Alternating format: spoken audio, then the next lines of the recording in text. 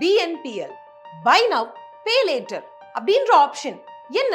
Buy Now Pay Later என்ற option நமக்கு வரமா சாபமா? கடன் ஈஸியா அவைலபிளா இருக்கு அப்படின்றதுக்காக நம்ம அந்த கடனை யூஸ் பண்ணிக்கலாமா? வணக்கம், welcome back to freedom Tamil channel. நான் உங்களோட சனாராம்.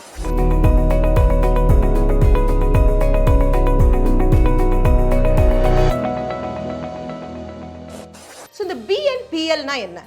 இது ஒரு பேமெண்ட் ஆப்ஷன், பேர்லயே இருக்கு. Buy now pay later. So நாம என்ன பண்றோம்?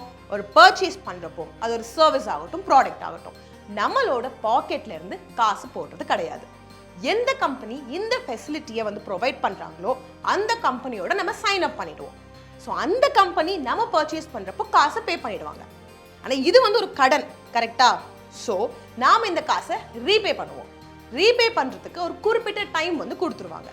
ரீபேமெண்ட்டை நாம ஃபுல் அமௌண்ட்டாகவும் பே பண்ணிக்கலாம், லம்சமா.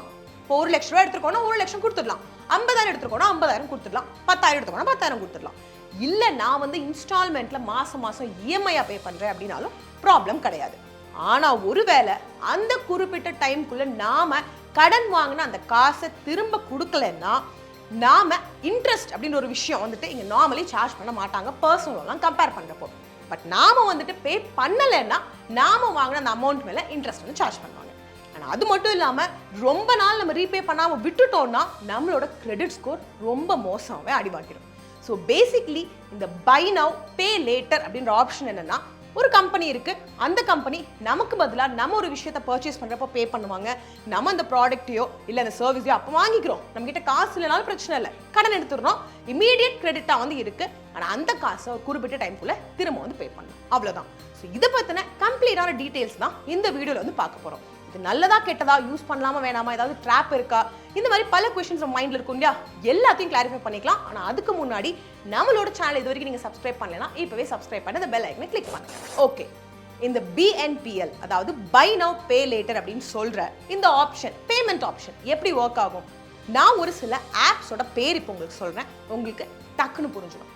Just money, Paytm postpaid, Ola money postpaid, simple, Amazon pay later.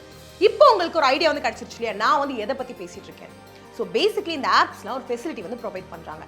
நாம ஒரு ரீட்டைலர் கிட்ட போயிட்டு, சில்லறை வியாபாரம் பண்ற ஒருத்தவங்க கிட்ட போயிட்டு பர்ச்சேஸ் பண்றோம். அந்த பர்ச்சேஸ்க்கு ஒரு ஸ்மால் டவுன் பேமெண்ட் நம்ம சைடுல பே பண்ணுவோம். அந்த மற்ற அமௌண்ட்டை இவங்க பே பண்ணிடுவாங்க.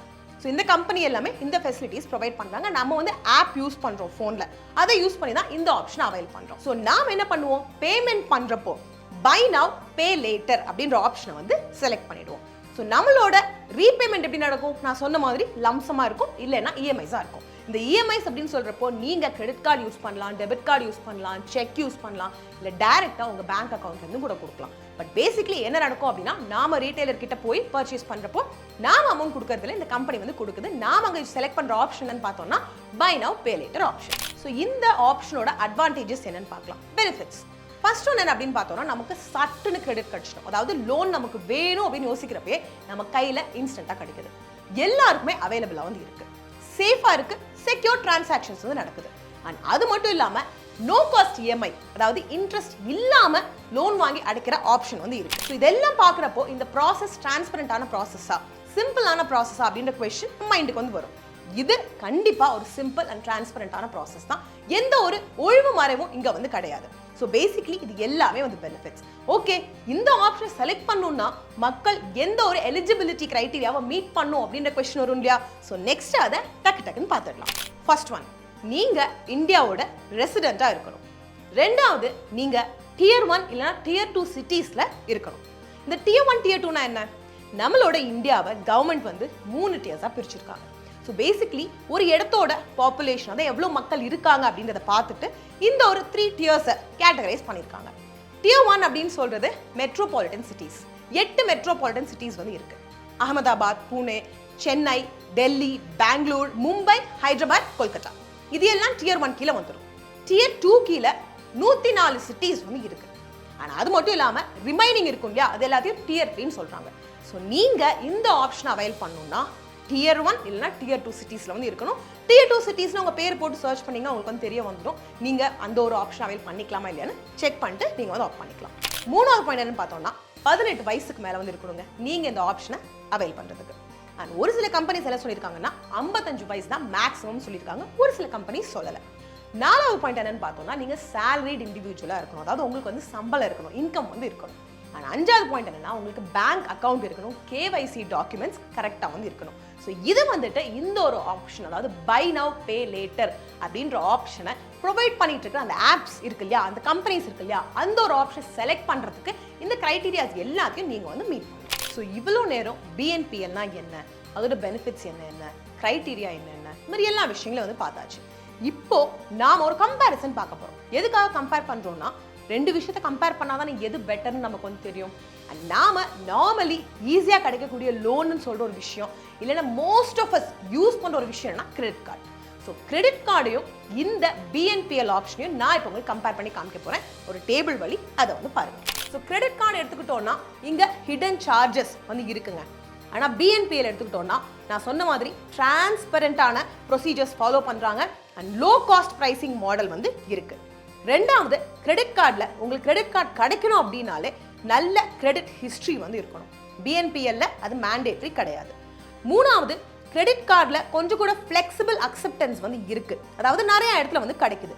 ஆனால் இங்கே பார்த்தோம்னா குறிப்பிட்ட ரீட்டைலர்ஸும் ஃபின்டெக் ஆர்கனைசேஷன்ஸும் தான் இந்த ஒரு ஆப்ஷனை ப்ரொவைட் பண்ணுறாங்க. 4வது கிரெடிட் கார்டு வந்துட்டு ஸ்டாண்டர்ட், அதாவது ஃபிக்ஸ்ட் இன்ட்ரெஸ்ட் ஃப்ரீ பீரியடோட வருது.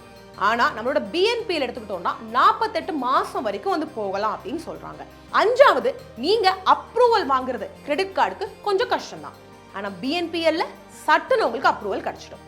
6வது நீங்கள் மினிமம் டியூ அமௌண்ட் அப்படின்னு ஒரு ஆப்ஷன் செலக்ட் பண்ணிக்கலாம். கிரெடிட் கார்டு யூஸ் பண்ணீங்கன்னா உங்களுக்கு கண்டிப்பாக வந்து புரியும். ஸோ நம்ம வந்து ஃபுல் அமௌண்ட் பே பண்ணாமல் கொஞ்சம் அமௌண்ட் வந்து பே பண்ணுவோம். ஆனால் BNPLல ஃபிக்ஸ்டு EMI வந்து இருக்கு, அந்த ஃபிக்ஸ்டு EMIயை கரெக்டான டேட்ல வந்து பே பண்ணிட்டோம். அண்ட் லாஸ்ட் பாயிண்ட் என்ன அப்படின்னு பார்த்தோம்னா நம்ம கிரெடிட் கார்டில் கேஷ்பேக், ரிவார்ட் பாயிண்ட்ஸ், ஏர் மைல்ஸ் அப்படின்னு எக்கச்சக்கமான ஆஃபர்ஸ், டிஸ்கவுண்ட்ஸ் நமக்கு வந்து கிடைக்கும். ஆனால் BNPLல இது எதுவுமே நமக்கு வந்து கிடைக்காது. Credit card and BNPL compare பண்ணியாச்சு. 2வது லோன் ஆப்ஷன் நமக்கு என்ன டக்கு மைண்டுக்கு வரும், பர்சனல் லோன். அதையும் கூட கம்பேர் பண்ணி பார்த்துக்கலாமே. இன்னொரு டேபிள் காமிக்கிறேன் பாருங்க. பர்சனல் லோன் எடுத்துக்கிட்டோம்னா நமக்கு மேக்ஸிமம் அதிகபட்ச தொகையா 25 லட்சம் வரைக்கும் கடன் கிடைக்கும். ஆனா அதுவே BNPL எடுத்துக்கிட்டோம்னா மேக்ஸிமம் நமக்கு 1 லட்சம் வரைக்கும் தான் கிடைக்கும். பர்சனல் லோன்ல செக்யூர்ட் அண்ட் அன்செக்யூர்ட் லோன்ஸ் வந்து கொடுப்பாங்க. BNPLல செக்யூர்ட் லோன்ஸ் மட்டும் தான் வந்து கொடுப்பாங்க. பர்சனல் லோன்ல வட்டி பிரின்சிபல் அமௌண்ட் மேல கண்டிப்பா வந்து சார்ஜ் செய்யப்படும், ஆனா BNPLல கிடையாது. 4வது பாயிண்ட் என்னன்னு பார்த்தோம்னா நீங்க காசை எங்க ஸ்பெண்ட் பண்றீங்க, எப்படி ஸ்பெண்ட் பண்றீங்க அப்படின்றத இங்க வந்து பார்க்க மாட்டாங்க பர்சனல் லோன் கீழே. ஆனா BNPLல உங்களுக்கு லிமிடெட் யூசேஜ் தான் வந்து இருக்கும், அதை தாண்டி உங்களால வந்து போக முடியாது. ஸோ லாஸ்ட் பாயிண்ட் என்ன அப்படின்னு பார்த்தோம்னா உங்களுக்கு பர்சனல் லோன்ல 60 மாசம் வரைக்கும் டென்யூர் ப்ரொவைட் பண்ணுவாங்க ரீபே பண்றதுக்கு. ஆனா BNPLல 90 நாட்கள், அதாவது 90 டேஸ் தான் ப்ரொவைட் பண்ணுவாங்க. ஸோ இப்போ நமக்கு கிளியரா புரிஞ்சிருச்சு credit card, personal loan, BNPL எது நமக்கு கரெக்டா இருக்கும் அப்படின்றத இந்த ஒரு விஷயங்கள்லாம் வச்சு நாம வந்து டிசைட் பண்ணிக்கலாம். சரி, இன்ட்ரெஸ்ட் இங்க சார்ஜ் பண்ணுவாங்க அப்படின்னு சொன்னோம் இல்லையா, அதாவது நாம வந்து பே பண்ண லேட் பண்ணிட்டோம்னா அப்படின்னு சொல்லி. ஸோ குட்டி டேபிள் இப்போ காமிக்கிறேன். கிரெடிட் கார்டு அண்ட் இதுக்கும் இருக்கக்கூடிய டிஃபரன்சியேஷனை பார்த்துடலாம். ஸோ கிரெடிட் கார்டு பார்த்தோம்னா 48% வரைக்கும் இன்ட்ரெஸ்ட் சார்ஜ் பண்றாங்க. அதுவே BNPL எடுத்துக்கிட்டோம்னா நீங்க கரெக்டான டைம்ல பே பண்ணேன்னா 24% வரைக்கும் சார்ஜ் பண்றாங்க.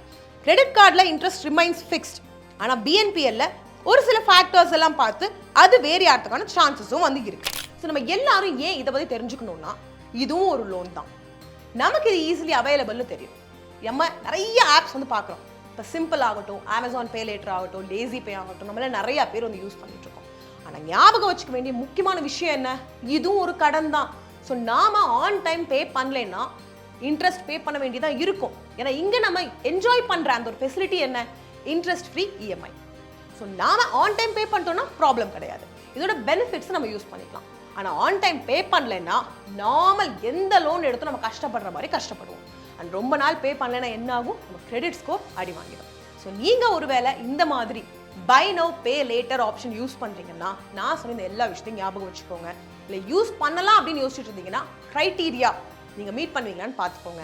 அண்ட் கரெக்டாக வைஸாக யூஸ் பண்ணீங்கன்னா நான் சொன்ன மாதிரி இதோட பெனிஃபிட்ஸை நமக்கு நல்லா யூஸ் பண்ணிக்க முடியும், இல்லைன்னா சஃபர் பண்ணுவோம். ஸோ உங்களுக்கு இது சூட்டபுளாக இருக்குமா அப்படின்றத நீங்கள் தான் செலக்ட் பண்ணணும். அண்ட் உங்கள் சைட்லேருந்து போதுமான அளவு ரிசர்ச் கண்டக்ட் பண்ணிவிட்டு டேர்ம்ஸ் அண்ட் கண்டிஷன்ஸ்லாம் படிச்சுட்டு அதுக்கப்புறமா ஆப் பண்ணுங்கள். ஸோ இந்த வீடியோ உங்களுக்கு பிடிச்சிருந்துச்சுன்னா ஒரு லைக் பண்ணுங்க அண்ட் மற்றவங்களுக்கு பெனிஃபிஷியலாக இருக்கும் இந்த நாலேஜை அவங்க கூட ஷேர் பண்ணிக்கணும்னு நினச்சிங்கன்னா கண்டிப்பாக அந்த ஷேர் பட்டனை ப்ரெஸ் பண்ணிட்டு ஃப்ரெண்ட்ஸோட ஷேர் பண்ணுங்க, ஃபேமிலி கூட ஷேர் பண்ணுங்க. அண்ட் நம்மளோட சேனல் இது வரைக்கும் நீங்கள் சப்ஸ்கிரைப் பண்ணலைன்னா இப்போவே சப்ஸ்கிரைப் பண்ணிட்டு அந்த பெல் ஐக்கனை கிளிக் பண்ணுங்க. அண்ட் ஃப்ரீடம் ஆப் உங்களோட ஃபோனில் கண்டிப்பாக வந்து இருக்கணும். எதுக்கு சனா அப்படின்னு கேட்டிங்கன்னா ஃப்ரீடம் ஆப் 3 வந்து பிரிஞ்சிருக்குங்க. Farming, business, personal finance. So நீங்கள் ஃபார்மிங் செய்யணும்னு ஆசைப்படுறீங்க, சொல்லிக் கொடுக்க ஆள் இல்லை பிஸ்னஸ் பண்ணணும்னு ஆசை இருக்குது, பட் எப்படி பண்ணணும்னு தெரியல, என்ன பண்ணணும்னு தெரியல, எப்படி ஆரம்பிக்கணும்னு தெரியல. அதே மாதிரி காசு சம்பாதிக்கணும்னு ஆசை இருக்குது, இருக்கிற காசை டபுள் ஆக்கணும், ட்ரிபிள் ஆக்கணும், இன்வெஸ்ட் பண்ணணும், மியூச்சுவல் ஃபண்ட்ஸ், ஸ்டாக் மார்க்கெட், இது மாதிரி பல இடங்களில் உங்கள் காசை வச்சு நிறையா சம்பாதிக்கணுன்ற ஆசை இருக்குது, என்ன இருக்குது, ஆனால் எப்படி பண்ணணும்னு தெரியல. ஸோ நம்ம எல்லாருக்குமே ஒரு கைட், ஒரு டீச்சர், ஒரு மென்டர் தேவை. ஸோ நம்மளோட ஆப்பில் எக்கச்சக்கமான மென்டர்ஸ் இருக்காங்க. அவங்களோட வாழ்க்கையில் அவங்க எப்படி இவ்வளோ சக்ஸஸ்ஃபுல் ஆனாங்க, அது ஃபார்மிங் ஆகட்டும், பிஸ்னஸ் ஆகட்டும், பர்சனல் ஃபினான்ஸில் ஆகட்டும், எப்படின்றத உங்களுக்கு ஸ்டெப் பை ஸ்டெப் சொல்லிக் கொடுப்பாங்க A to Z. நீங்கள் என்ன பண்ணணும், அந்த விஷயத்தை பார்த்து கற்றுக்கணும், அதை உங்கள் லைஃப்பில் இம்ப்ளிமெண்ட் பண்ணணும். உங்களோட லைஃப்பை உங்களுக்கு எப்படி பிடிக்குமோ, எப்படி வாழணும்னு ஆசைப்படுறீங்களோ அப்படி வாழணும், அவ்வளோதான். ஸோ நீங்கள் இப்போ என்ன பண்ணணும், நம்மளோட ஃப்ரீடம் ஆப்பை போயிட்டு இன்ஸ்டால் பண்ணி உங்களோட பேரை ரெஜிஸ்டர் பண்ணிக்கோங்க. இந்த பாயிண்ட்டை சொல்லிட்டு நான் இந்த வீடியோ முடிக்கிறேன். அடுத்த வீடியோ திரும்ப பார்க்கலாம். அது வரைக்கும் நீங்கள் உங்களை நல்லா பார்த்துக்கோங்க. நன்றி, வணக்கம்.